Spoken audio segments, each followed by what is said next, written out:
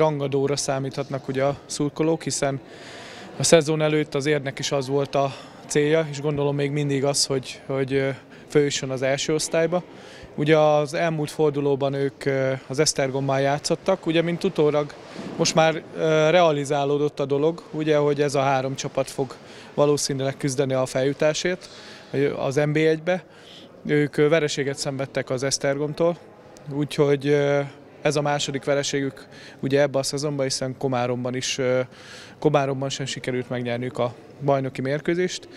Úgyhogy mi még hibátlanok vagyunk, és azok is szeretnénk maradni. Ugye ezután a forduló után is. Már nagyon-nagyon vártuk ezt a mérkőzést, hiszen igaz, hogy hétről hétre készülünk, de azért mindenki tudta, és mindenki tisztában ennek a mérkőzésnek a jelentőségével, úgyhogy ennek a fényében készültünk egész héten. A lányok motiváltak, én motiváltak, a stáb motivált, mindenki a klub részéről, úgyhogy természetesen most is az a cél, mint minden mérkőzésünkön, hogy elhozzuk a 2 pontot, és már halljuk a híreket, hogy a szurkolók nagy számban fognak támogatni minket, úgyhogy az ő segítségükkel mindenképpen szeretnénk elérni céljainkat.